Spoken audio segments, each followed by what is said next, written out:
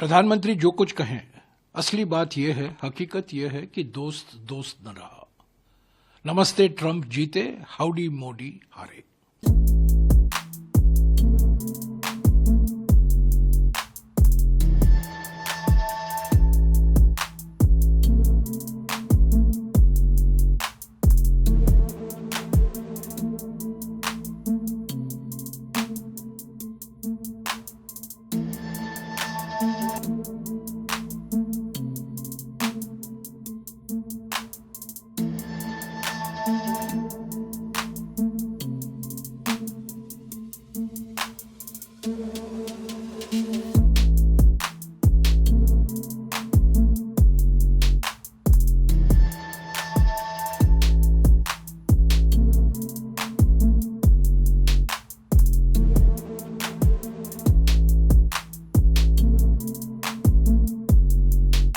देखिए, प्रधानमंत्री जो कुछ कहें, असली बात यह है, हकीकत यह है कि दोस्त दोस्त न रहा।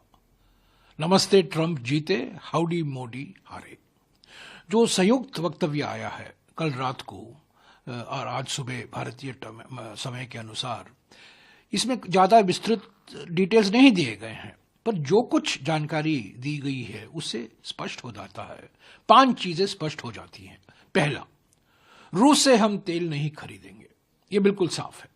और अगर हम खरीदेंगे डायरेक्टली या इनडायरेक्टली, प्रत्यक्ष रूप से या अप्रत्यक्ष रूप से, हम पर जुर्माना लगाया जाएगा 25% का। ये अलग से एक वक्तव्य आया है कल व्हाइट हाउस का। दूसरा, हमने हमारी हम जो आयात करते हैं, कृषि उत्पादन जो आयात करते हैं, उस पर जो हम कर लगाते हैं, जो ड्यूटी लगाते हैं, वो हम घटाएंगे या हटाएंगे अमेरिका से आयात के लिए। यानी कि अमेरिकी किसान को हम फायदा पहुंचाएंगे, पर भारतीय किसान को नुकसान होगा। कौन कौन से चीज आएंगे, कौन कौन से उत्पादन आएंगे, इसका कोई विस्तृत जानकारी नहीं दी गई है, पर यह कहा गया है, साफ कहा गया, पहला बिंदु कहा गया है कि ड्यूटी हटाएंगे या घटाएंगे। इसका माने क्या है कि अमेरिकी किसान को फायदा पहुंचाएंगे और भारतीय किसान को हम नजरअंदाज करेंगे, उनको चोट पहुंचाएंगे।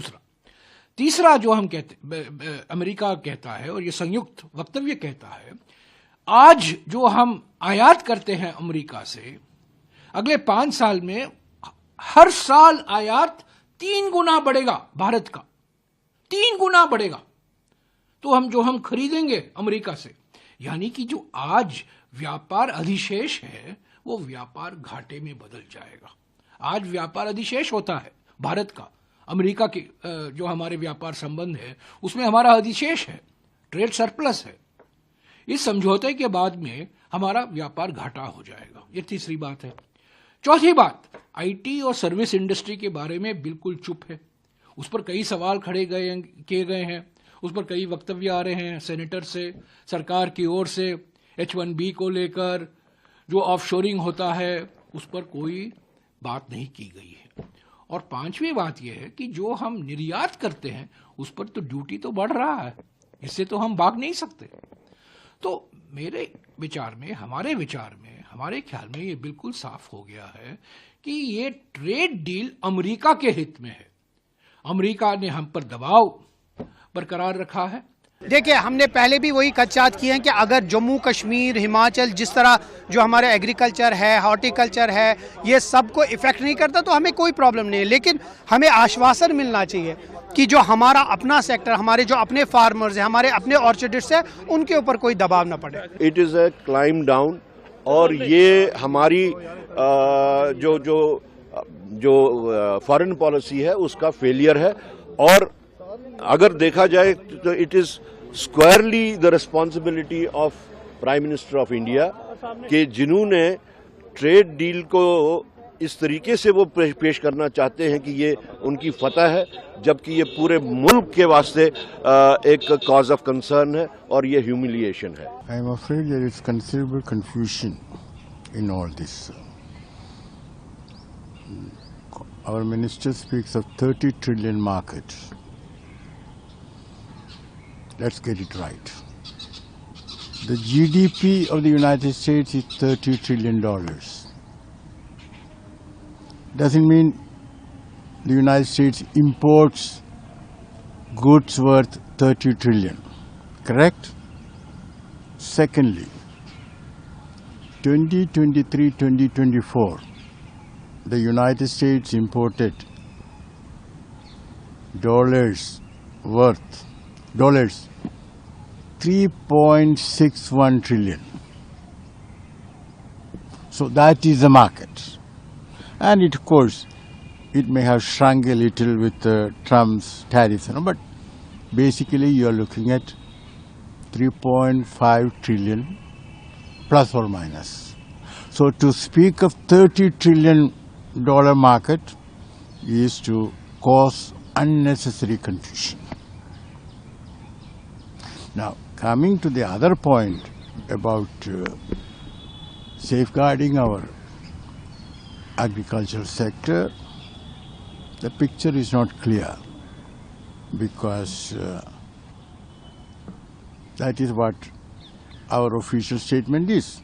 But then there is another statement from the Secretary of Agriculture in the United States, Collins. She said that American farmers are going to export to India. So all that I would say is that the picture is not clear. And don't forget, this is only framework of an interim agreement. So let us see.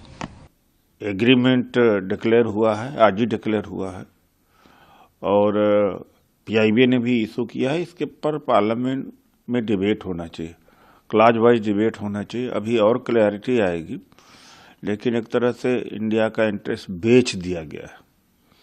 ये bilateral नाम ही गलत है, इसका unilateral रखना चाहिए। हालांकि BTA मैं नहीं कहूँगा, बाइलेटरल ट्रेड एग्रीमेंट बीटीए के जगह पर मैं इसको कहूँगा कि ये यूनिलेटरल ट्रेड डील है, यूटीडी है, बाइलेटरल या यूटीए है कह सकता हूँ। यूनिलेटरल ट्रेड एग्रीमेंट है ये। हम बाइलेटरल नहीं मानने को तैयार हैं, हम इसकी निंदा करते हैं। मोदी सरकार सरेंडर कर गई और हो सकता है कि कोई इनकी चीज बहुत ज़्यादा कमजोरी दबी हो। मोदी जी की कमजोरी जहाँ तहाँ चीन में, अमेरिका के पास है, उसके लिए देश को पनिशमेंट क्यों देना चाहिए? अगर कमजोरी है, भारी कमजोरी है, तो इस्तीफा दे दे, देश तो न भुगते। इन्होंने जो भी व्यक्तिगत तौर से किया है, जो भी कमजोरी है इनकी, तो देश को तो छोड़ दे। 75 वर्ष हो भी गया तो इस्तीफा दे देना चाहिए, किसी और को प्राइम मिनिस्टर बनने देना चाहिए। रूस आपका पारंपरिक दोस्त है और आपने अपने पारंपरिक दोस्त के साथ संबंध खत्म कर दिया, उससे तेल खरीदना बंद कर दिया जो सस्ता तेल आपको देता है, जो आपका विश्वसनीय साथी है आज से नहीं वर्षों से। अमेरिका ने हमेशा आपके साथ विश्वासघात किया और तब रूस ने ही आपका साथ दिया है। आपने इस देश को इतना बड़ा धोखा सिर्फ अपने दोस्त को बचाने के लिए, और एप्स्टीन फाइल में आपका नाम आ गया इसलिए दे दिया। पीयूष गोयल का ट्वीट है कि पीयूष गोयल झूठा आदमी है, किसानों के हितों को 100% झूठा आदमी है। उसने सदन में भी झूठ बोला। ये लोग झूठे लोग हैं, इनकी पार्टी का नाम ही भारतीय झूठा पार्टी है। मैं पहले दिन से कह रहा हूं कि अमेरिका दावा कर रहा है और आज तो ज्वाइंट स्टेटमेंट आ गया निर्मला सीतारमण का, आप पढ़ लीजिए। अमेरिका और भारत की वित्त मंत्री का ज्वाइंट स्टेटमेंट आ गया। तो उसमें क्या लिखा हुआ है? उसमें यही लिखा हुआ है कि किसानों के हितों को इन्होंने नीलाम कर दिया। कृषि का क्षेत्र, कृषि का बाजार अमेरिका के लिए खोल दिया। कितने पे? 0 टैक्स पे, और हमारे सामानों पे वो 18% टैक्स लेंगे। आप बताइए, ये है हकीकत। ये 500 अरब डॉलर का उन्होंने समझौता भी किया भारत से। तो 45 लाख करोड़ रुपए हुआ। 500 बिलियन डॉलर मतलब 45 लाख करोड़ रुपए। इसको हिंदी में सरल भाषा में देश के लोगों को समझना पड़ेगा। 5 साल में है ये। तो 5 साल में है तो क्या आपको लगता है कितना हुआ बजट का हिस्सा? आपका बजट हिंदुस्तान का कितना है? 53-54 लाख करोड़ रुपए। और 5 साल में आप अकेले अमेरिका से कितना सामान खरीदेंगे? 45 लाख करोड़ रुपए का। ये खरीदना ही खरीदना है। अरे भाई, आपने समझौता किया है। आप कोयला वहां से खरीदेंगे, गैस वहां से खरीदेंगे। आप सोचिए, हिंदुस्तान कोयले का सबसे बड़ा उत्पादक है दुनिया में, और आप कोयला अमेरिका से खरीदेंगे, तो इसका भार किसके ऊपर पड़ेगा? आपके ऊपर पड़ेगा। जो बिजली बनेगी वो महंगी मिलेगी आपको। अब देश में बिजली महंगी, क्योंकि अब आप देश में जो सस्ता कोयला मिलता है उसको खरीदने के बजाय आप महंगा कोयला खरीदेंगे। और यह भी पता करना पड़ेगा कि इन समझौतों से किन किन व्यापारियों को फायदा हो रहा है।